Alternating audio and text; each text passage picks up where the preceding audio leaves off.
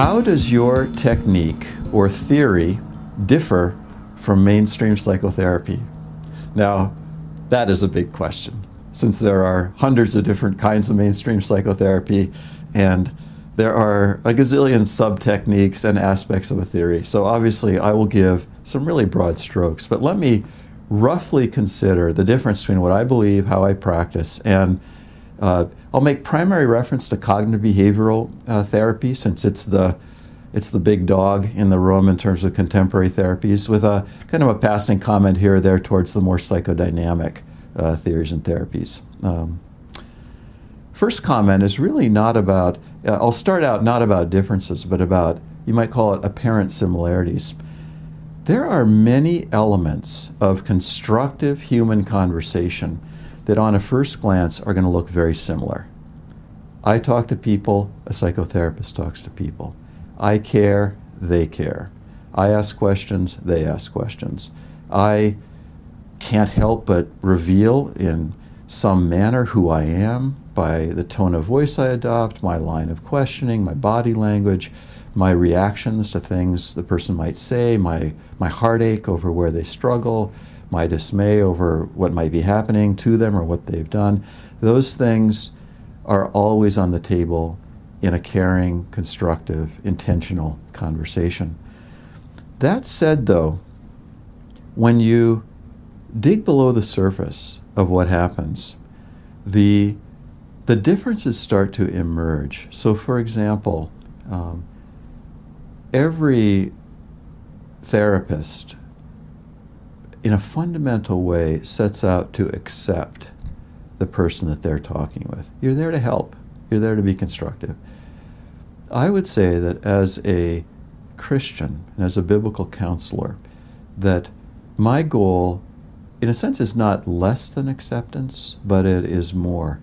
And there are all the things that the Bible describes as the characteristics of genuine love for another that structure my approach. A love that is willing to be, love is patient, a willingness to be patient. Love is merciful, but love is also tough. Love is willing to intervene. Love, wants to make a difference. Love values the true welfare of the other. And my view of the true welfare of a person I counsel is going to be different than the view of their welfare that, say, a cognitive behavioral therapist would have, because that other therapist views the person solely with reference to himself or herself. Are your thought processes constructive or destructive to the choices you make? Do you feel good about yourself or bad about yourself? Do you set unrealistic standards or realistic standards? Everything is my love and care as a cognitive behavioral therapist is ultimately fully oriented towards you can call it the orbit of the person's own self.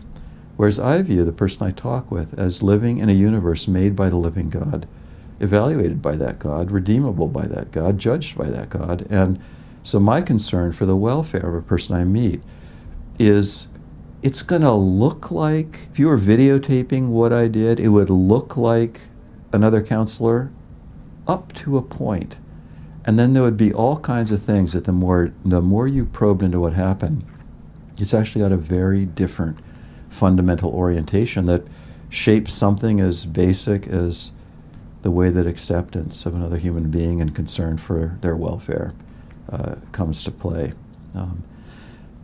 That is what I've introduced briefly there is probably the place I would most develop if we had an hour, for example, to talk about it. What is the biggest difference in the theory or the therapy?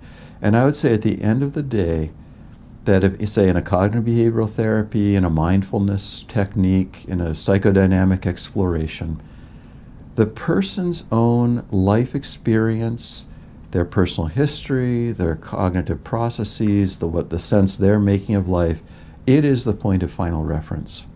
There is no bigger reality. And I don't believe that my life experience or yours, that my cognitive processes or the bad experiences or the good that happened to a person is the final point of reference. So the way the Bible would put that in in nutshell form is the phrase, the fear of the Lord is the beginning of wisdom. Now, a lot of therapies in their own way would agree that wisdom is a goal. They want people to live wiser lives, not foolish lives. But they don't start with the fear of the Lord is the very beginning of wisdom. And one of the many meanings that that particular phrase has is that the fear of the Lord, from one angle, is a fundamental wake-up call to the fact that we live in somebody else's universe, that our lives are lived before the eyes of another, that we are intended to be in the image of that person who made us. That person became flesh and walked among us in Jesus Christ. And the fear of the Lord, as the New Testament unpacks it, you might say morphs into the fear of Christ. That there's an awareness that Christ, the man Jesus, who is also God in the flesh, embodies what a human being should be and will actually get last say. We must appear before the judgment seat of Christ. Every knee shall bow. That fundamental awareness that life is not just lived where I can be any kind of law unto myself, but life is lived with a fundamental, final accountability point, right down to the smallest actions, words, emotions, ways of interpreting personal history, and so forth. So now Jesus, he raises the stakes to the ultimate level, you might say, when he says that you will be judged for every careless word that comes out of your mouth.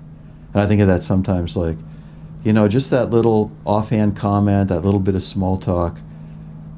I can have small talk with somebody. I'm standing in a line in the grocery store. We're having small talk. It can be a way of loving the person, building some kind of human link. It can be a way of keeping the person at distance, making sure that nothing trespasses into my space. So even something as seemingly innocuous as small talk has got there's a whole world of implications under it. And Jesus is saying that even the small talk, because God is the searcher of the absolute depths of the human heart, will be weighed as to where was that going? What universe did you inhabit? What set of purposes were you following as you engaged in small talk? So huge difference, huge and fundamental difference that shapes not only theory, but also the actual procedures that take place in a counseling conversation.